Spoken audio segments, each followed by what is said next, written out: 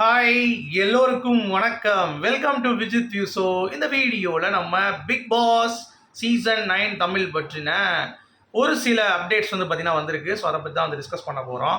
என்னங்க contestant list செப்டம்பரில் மிடில்லே போடுறேன், நீங்கள் என்ன இது வரைக்கும் வரலையான்னீங்கன்னா கண்டிப்பாக இந்த வட்டம் பிக் பாஸ் டீம் வந்து பாராட்டணும். இது வரைக்குமே கன்ஃபார்ம்டு கண்டஸ்டன்ட் அப்படின்னு சொல்லிட்டு எதுவுமே இன்னும் உறுதியாக்கப்படலை அப்படிங்கிறதை பார்க்கும் பொழுது ரொம்ப செமையாக ஒர்க் பண்ணுறாங்க அப்படிங்கிறதா. பட் அக்டோபர் 1 நாளிலேருந்து எனக்கு தெரிஞ்சு வர ஆரம்பிச்சிடும் சோஷியல் மீடியாவில். இன்றைக்கே கொஞ்சம் கசி ஆரம்பிச்சிருக்கு. பட் நமக்கு வந்து எப்பயுமே ப்ராப்பராக முழு தகவல் கிடைச்சோடனே நம்ம கண்டஸ்டன்ட் லிஸ்ட் வந்து பேசுவோம். பட் அதுக்கு முன்னே நிறையா பேச வேண்டியிருக்கு. என்னப்பா பிக் பாஸ் கலர்ஸ் இல்லையா அப்படின்ற மாதிரி எனக்கு ஒரு சப்ஸ்கிரைபர் வந்து மெசேஜ் பண்ணாங்க. நான் பார்த்துட்டு என்னடா அது கலர்ஸ் தமிழா ஒழுங்காக தானே போயிட்டு இருக்கு விஜய் டிவியில் அப்படின்ற மாதிரி. இது வந்து ஒரு புஷ் தாங்க, வேறு ஒன்றும் கிடையாது. விஜய் டிவியிலேருந்து கலர்ஸ் தமிழுக்கு புஷ் பண்ணுறதுக்கு என்னென்ன பண்ண முடியுமோ பிக் பாஸ் டீம் வந்து பண்ணுறாங்க அப்படிங்கிறது பார்க்க முடியுது. அது மட்டும் இல்லாமல் பழைய போட்டியாளர்கள் வராங்க அப்படின்ற மாதிரி ஒரு சைடு வந்து ஒரு தகவல் வந்து வருது. அது மட்டும் இல்லாமல் பிக் பாஸ் வீட்டில் இப்படி பண்ணியிருக்கோம் அப்படி பண்ணியிருக்கோம் அப்படின்ற மாதிரிலாம் இருக்குது. ப்ளஸ் வாக்குகள் யார் அதிகமாக பெற்றிருக்கா, பிக் பாஸை யார் பரபரப்பாக்கணும் அப்படின்ற ஏகப்பட்ட விஷயங்கள் இந்த வீடியோவில் நம்ம டிஸ்கஸ் பண்ண போகிறோம். ஸோ ஆரம்பிக்கலாங்களா? பிக் பாஸ் 9 தமிழ் அப்படிங்கிற மாதிரி ஒரு பக்கம் நம்ம சொன்னாலும், இன்னொரு பக்கம் இந்த ப்ரொமோ போடுறேன் அப்படின்ற பேரில் நம்மளை போட்டு ரொம்ப டார்ச்சர் பண்ணிகிட்டு இருக்கேன் அப்படிங்கிறது பார்க்க முடியுது. சரி இருங்க லைக் பண்ணிட்டீங்களா, சேனலை சப்ஸ்கிரைப் பண்ணிட்டீங்களா? ரைட்டு, இப்போ போகலாம் வீடியோக்குள்ளே. ஓகே, மறந்துடாமல் பண்ணிடுங்க. ஏன்னா அதுதான் அடுத்தடுத்து நம்ம வீடியோக்குள்ளே ப்ரொமோட் பண்ணோம் அப்படிங்கிறதுனால அது பண்ணிடுங்க. சரி, பிக் பாஸ் சீசன் 9 தமிழ் மிகப்பெரிய ஒரு எக்ஸ்பெக்டேஷன்ஸ் அப்படிங்கிறது இல்லாமல் இருக்கிறது ரொம்ப ரொம்ப பெரிய விஷயம். ஏன்னா அப்படி இருந்தால் தான் கண்டென்ட் வந்து ரொம்ப நல்லாயிருக்கும் அப்படிங்கிறது. ஏன்னா சீசன் 7 அந்தளவுக்கு ஒரு ஹைப் இல்லை. இதே மாதிரி தான் இருந்துச்சு. இந்தளவுக்கு லோ இல்லை, பட் கொஞ்சம் பிக் பாஸோடைய ஹைப்பில் கம்மியாக இருந்தாலும் சீசன் 7 உள்ளே வந்து சும்மா பெரட்டி விட்டு ரெவன்யூங்கிறது வேறு மாதிரி வந்துச்சு அப்படிங்கிறது தான். இன்னொன்று வியூவர்ஷிப்பும் பயங்கரமாக இருந்தது அப்படிங்கிறதுல எந்த ஒரு மாற்று கருத்தும் இல்லை. அதுக்கடுத்து 8 அப்படியே புஷ்ஷுன்னு ஆகி போச்சு. இப்போ 9 கொஞ்சம் எந்திரிக்கணும் அப்படின்றதுக்காக பெரிய ப்ரொமோஷன்ஸ் அப்படிங்கிறது பிக் பாஸ் டீம் தட்டம் பண்ணல.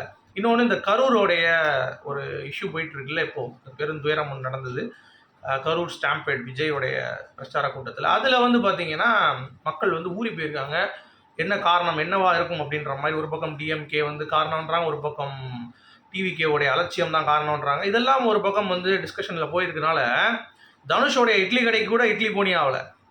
பிக் பாஸும் வந்து அப்படியே டல்லில் இருக்குது. அதுதான் நமக்கு வந்து நல்லது. ஏன்னா அந்த ஒரு வாரம் கண்டஸ்டன்ஸ் அப்படி வந்து கொஞ்சம் அப்படி ஹைப் பண்ணாங்கன்னா ஆட்டோமேட்டிக்காக பிக் பாஸ் ஆடியன்ஸ் வந்து உள்ளே வந்துருவாங்க அப்படிங்கிறது தான். பட் இன்டர்நேஷ்னல் ஆடியன்ஸ்னு ஒருத்தர் இருக்குது பிக் பாஸில். அது உள்ளே இழுக்கிறதுக்கு வெளிநாடுலேருந்து ஏதாவது கண்டஸ்டன்ஸ் இருக்காங்களா அப்படிங்கிறது நமக்கு சர்ப்ரைஸாக ஒரு 4 கண்டஸ்டன்ஸ் இருக்காங்கன்னு சொல்கிறாங்க. அதாவது மலேசியாவிலேருந்து, சிங்கப்பூர்லேருந்து, ஸ்ரீலங்காவிலேருந்து இந்த மாதிரிலாம் வந்து எடுத்து போட்டாங்கன்னா இன்னும் கொஞ்சம் நல்லாயிருக்கும். அதுதான் பிளான் பண்ணியிருக்காங்க இந்த ரத்தம் அப்படின்ற மாதிரி. அதனால தான் வெளியே வரமாட்டேங்குது பேர் அப்படிங்கிறது பார்க்க முடியுது. ஓகே, அதுதான் முதற் காரணம். அடுத்து இந்த கை மாறிடுச்சு பிக் பாஸ் அப்படின்றது திடீர்னு எனக்கு ஒரு தகவல் என்னன்னா, அது ஒன்றும் கிடையாதுங்க. அன்சீன் ஒன்று போடுவாங்க பிக் பாஸில் எப்பயுமே. அது வந்து அக்டோபர் 7 மாலை 6 மணிக்கு விஜய் கலர்ஸ் தமிழில் வரப்போகுது. அதாவது விஜய் சூப்பரில் போட்டுட்டு இருந்ததை இப்போ கலர்ஸ் தமிழில் போடுறாங்க. இது வந்து ஒரு முன்னோட்டம் தான். இதில் போட்டு மேபி டிஆர்பி கொஞ்சம் வருது, மக்கள் கொஞ்சம் ஃபெமிலியர் ஆகிறாங்க அப்படின்னா விஜய் டிவியை கொஞ்சம் தூக்கி இதில் போட்டுருவாங்கிறது பார்க்க முடியுது. கலர்ஸ் தமிழ் கலர்ஸில் தான் வந்து ஹிந்தி பிக் பாஸ் வந்து இருக்கும். ஸோ அந்த பிளானில் ஜியோ வந்து மெர்ஜ் பண்ணுறாங்களா, கொஞ்சம் உள்ளே கூட்டு வருவாங்கல்ல. எடுத்தோடனே வந்து பார்த்தீங்கன்னா போய் அதில் போட்டாங்கன்னா போனி ஆகாது. கொஞ்சம் கொஞ்சமாக அதை வந்து அப்படியே ஸ்டெபிலைஸ் பண்ணி உள்ளே கொண்டு வந்தால் நம்ம மக்களுக்கும் வந்து ஓகே பக்காவாக இருக்குப்பா, கலர்ஸ் தமிழ் எடுத்து பார்த்துடலாம் அப்படின்ற அந்த ஒரு எண்ணோட்டம் வரும். அதனால தான் அவங்க அதை பண்ணுறாங்க அப்படிங்கிறது பார்க்க முடியும். அதனால் நம்ம வெயிட் பண்ணி தான் பார்க்கணும். அதில் வந்து ஏதாவது ஒரு மேஜிக் இருக்கா, இல்லை அதில் ஏதாவது கான்ட்ரவர்சி அன்சீனில் ஏதாவது கொடுக்க போகிறாங்களா அப்படிங்கிறத பார்க்கணும். ஓகே, அடுத்து பழைய போட்டியாளர்கள் வராங்க அப்படின்ற மாதிரியான தகவல்கள் வெளியே வந்திருக்கு. எனக்கு தெரிஞ்ச அல்டிமேட்டில் தான் பழைய போட்டியாளர்கள் வருவாங்க. இது மெயின் சீசன் அப்படின்றதுனால பழைய போட்டியாளர்களுக்கான வாய்ப்புகள் சீசன்லேயே வந்து இல்லை. அதுவும் தமிழில் குறிப்பாக அந்த மாதிரி கொண்டு வர மாட்டாங்க. அந்த முட்டாள்தனத்தை பண்ண மாட்டாங்க. ஏன்னா ஏற்கனவே பார்த்த போட்டியாளர் எதுக்கே பார்க்கணும் அப்படின்ற மாதிரி அது ஒரு அயற்சி ஏற்படுத்தும் ஆடியன்ஸ் மத்தியில். ஏன்னா மக்கள் வந்து புதுசாக தான் விரும்புவாங்க. அல்டிமேட் அப்படிங்கிற அந்த ஷோ ஃபார்மேட் இருக்கிறப்ப அவங்களே கூப்பிட்டு திருப்பி வந்து நம்ம மெயின் சீசனில் வச்சோம் அப்படின்னா அது வந்து நல்லா இருக்காது அப்படிங்கிறது தான் பாயிண்ட். ஓகே, அதனால் பழைய போட்டியாளர்கள் வருவதற்கான ஒரு சாத்தியக்கூறு அப்படிங்கிறது சுத்தமாக கிடையாது, வாய்ப்பே கிடையாது. பிக் பாஸ் டீமும் அதை விரும்பாது. ஒரு பெரிய ஒரு டிஆர்பியும் வந்து பார்த்திங்கன்னா அது மூலமாக கிடைக்காது அப்படின்றதுனால வாய்ப்புகள் இல்லை ராஜா. ஓகே, பழைய போட்டியாளர்களை பொறுத்த வரைக்கும். அடுத்து பிக் பாஸில் அசர வைத்த போட்டியாளர்கள் அப்படின்னு சொல்லியிருக்காங்க. அதாவது உள்ளே வந்தாலே சும்மா கான்ட்ரவர்சி கிரியேட் பண்ணி அதில் கப்படிச்சவனும் இருக்கான் அப்படிங்கிறது பார்க்க முடியுது. அந்த மாதிரி ஏதாவது போட்டி அது வந்தால் தான் சீசன் பயங்கர இன்ட்ரெஸ்டிங்காக இருக்கும்.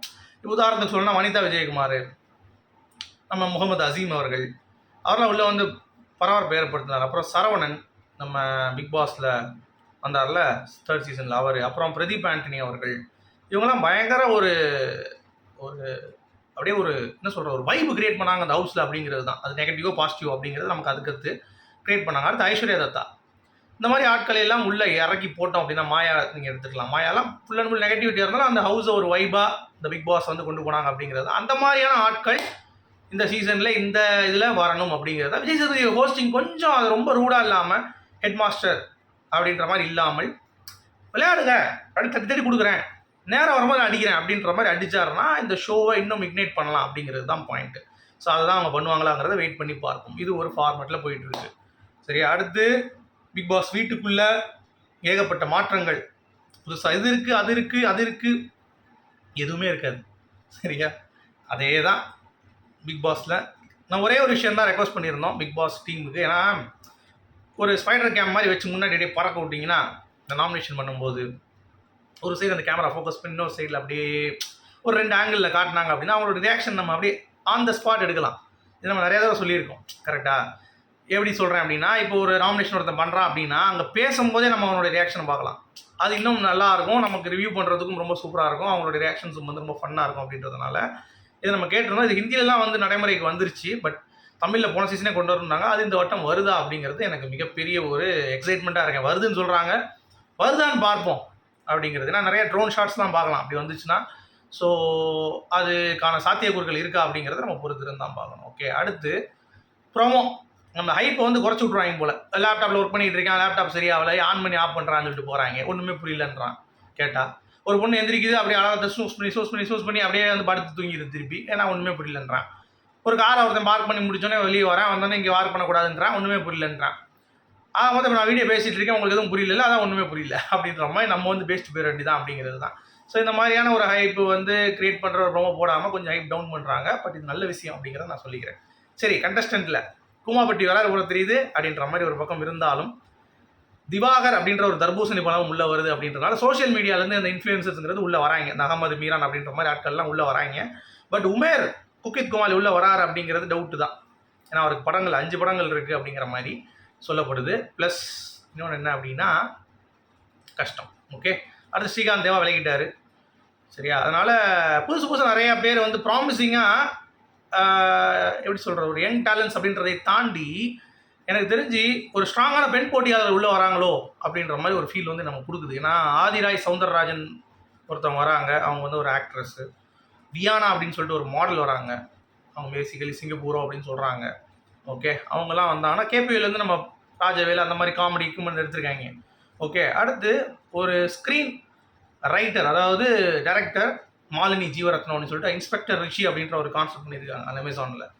ஸோ அவங்க உள்ளே வராங்க அப்படின்ற ஒரு விஷயம். அப்புறம் அரோரா சின்க்ளேரு, ஓகே, ஜனனி அசோக்குமார், இந்த மாதிரியான ஆட்களை பார்க்கும்பொழுது நமக்கு வந்து கொஞ்சம் ஹோப் இருக்குது. தேஜு அஸ்வினி, ஸோ இவங்கெல்லாம் அவங்க ஒரு ஆக்ட்ரஸ், கவின் படத்தில் கூட இது அஸ்வின் படத்தில் நடிச்சிருந்தாங்க, என்ன சொல்ல போகிறேன் அப்படின்னு சொல்லிட்டு. ஸோ கொஞ்சம் ப்ராமிசிங்காக இருக்குது. அதனால் நம்ம வந்து பொறுத்திருந்து தான் பார்க்கணும். இந்த கண்டஸ்டன்ட் லிஸ்ட் பற்றி நம்ம டீட்டெயிலாக இதெல்லாம் இருக்குதுன்னு சொல்கிறாங்க, பட் இன்னும் கன்ஃபார்ம் ஆகலை.